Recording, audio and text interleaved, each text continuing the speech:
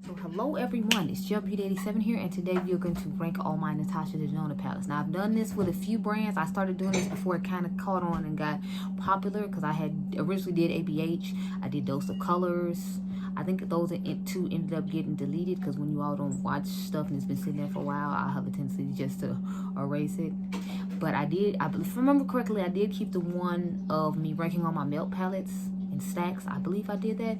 Do not quote me, but right now I know I have up, like I said, Dominique Cosmetics, and then I will have the Pat McGrath one coming soon. So I forgot to go ahead and film the Natasha Denona one now. The eyeshadow look I did now is actually what inspired this video, because I thought this palette was like the worst Natasha Denona palette I've ever tried.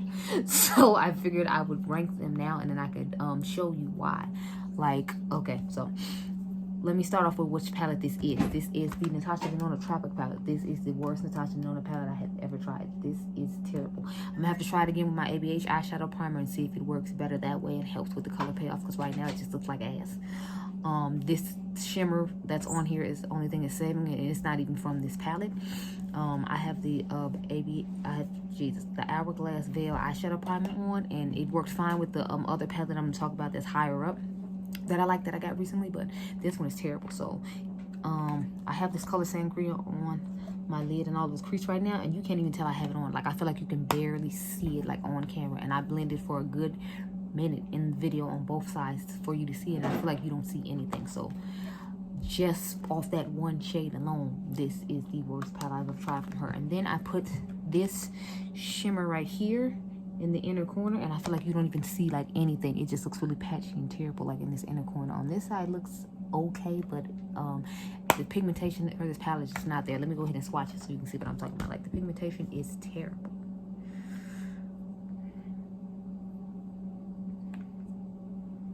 See, this is the shade that's in my inner corner. As you can see, it is non-existent on my skin tone. That looks terrible. And then this red shade is the one that's on in my crease right now, and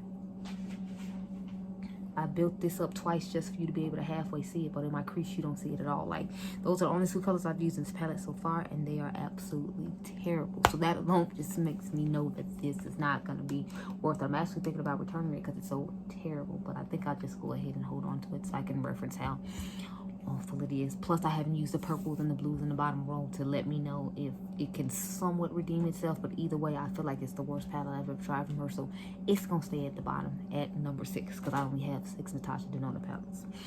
Next, I have the Lila palette. Now this one, the mattes in here are amazing. They're good. It's just, I don't know, I wasn't really impressed with any of the shimmers in this palette. Like, I was really excited about this dual chromey shade right here, and I think I put it like on top of this shade right here, and I just felt like the shimmers in here weren't that great. They were okay. Sorry, that wasn't the shade I was excited about. This one, this dual chromey one right here, and I feel like it just did, the shimmers in here let me down. The mattes work fine, but the shimmers let me down, and it's like, you know, I want the whole palette as a whole to work, especially for like the price point she charges. So I felt like for the price point she charged, the shimmers just weren't doing that great a job for me, especially the dual chrome one that I really was excited about. It was just kind of like, it's okay, but you know, like, would I buy this again? No, I would not. And I caught this one on sale too. So the first two I caught on sale, and I feel like, no offense, but I halfway see why they were on sale. So these are 3 shades from the Lila palette. This one, the purple one, and then this purple one, because of course the Lila palette is all purple. But this one is nice. It's just this dual chromey one I was super excited about didn't do that great a job for me. It was more like a topper, and I wasn't feeling that. And then this one right here is just a regular purple shade. And so I have other purple palettes I reach for more than this, and I haven't had this in my collection for a while. I've used it a couple of times and never been super impressed with it. That's why it's so low down. It's not the quality is necessary, it's just the shimmer form that I'm not that impressed with that puts it as low as it is. So next I have the Natasha Denona Sunrise palette. Now the only reason this one is where it is at number, what is this, 4, is because we all know this is not my type of color story. Like, I like this purple in here and this color, but for the most part this color story is not a vibe for me. The formula of it is nice and all that, it's just the color story is really warm, and we know I'm a cool tone girl, which is why I had bought the Lila one before I bought this one. It's just okay. I mainly bought it to review and compare it to the Alter Ego palette that they had to dupe it, but otherwise I don't ever really reach for that palette. Next, I have the Natasha Denona Love palette. Now, I really love the color story in this one. I don't like the fact it has those cream formulated shadows on here though, so that's why it's number 3, because the color story is nicer than the one I just showed you, and I'll be more sustainable to reach for this one.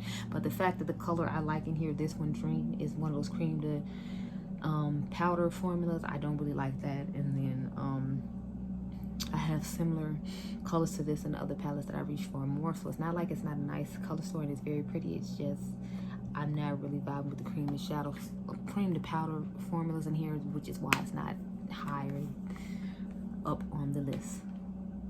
Plus, I just like a tendency to like the bigger palettes better. I feel like the top 2, you shouldn't be surprised on what they are. So I have the Natasha Denona Safari palette. I actually just did a look with this yesterday, so I don't know when you're going to see that, along with I don't know when you're going to see this video, but you know.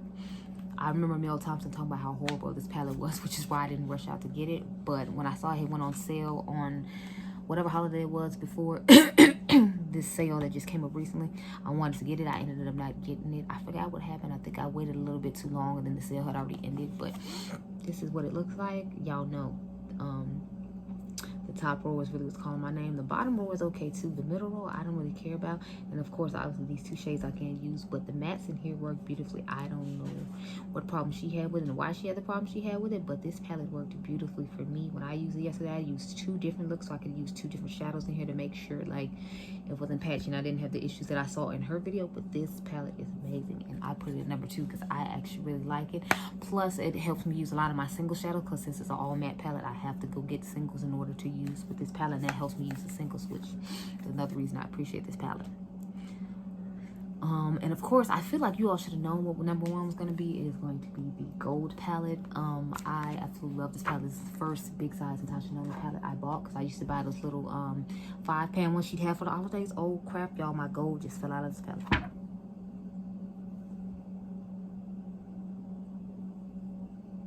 Y'all, the whole gold shade just fell out of the pan. What? Y'all see that? I hope y'all saw on camera what it fell out, because I'm like, I didn't even notice. I just looked up and there was no shadow in the pan. I was like, what in the hell is this? Oh, hell no, Natasha. You got some explaining to do. I'm glad I was sitting in front of the table and fell out, and it wasn't like I was like sitting on the floor like I normally do, because it could have fell off onto the table and broke. But yeah, so I don't know what that's about. I don't like that though, but it was a gold shade. Thank goodness it wasn't like any of the blues or the blue-green shade in here. But yeah, this is my favorite Natasha Denona palette, and it's the first full-size palette I bought from her. But I don't appreciate the fact that that shadow just fell. That is not a vibe at all. But yeah, this to me is a perfect palette, because if you need to do a quick boring shadow look, you can, because it has a lot of neutrals and stuff in it, and it has golds, which people love to use golds. I don't know why I don't. But then if you want to zhuzh it up, you can add like this on the lower lash line, or you can put like some of these bluish greenish tones in the inner corner to make a nice look. I'm gonna have to try to see if I can press that back in perfectly and fine and make it look good, because I'm not feeling the fact that it fell out. But this is still my favorite Natasha Denona palette. So are you all shocked at the way I rank these palettes? Because I feel like you shouldn't be. I feel like you should have just known that the warmer tone one was going to be lower toward the bottom. Now, I figure you're probably shocked about the purple palette, but I remember in that video I told you all I wasn't that fond of it, just because I didn't like the way the shimmer turned out when I did that look I was talking about that I was super excited to do. So, yeah, but anyway, I hope you all enjoyed this video. Remember, you all are diamonds. Do you have any of these Natasha Denona palettes? And if so, what are your favorite palettes of these palettes? Because I'm curious. Anyway, I hope you all enjoyed this video. Remember, you all are diamonds. I want to do a palette mashup using the gold palette and the safari palette, so let me know if you all are interested in that. I'll go ahead and do that. But remember, you all are diamonds. I'll see you guys in the next one.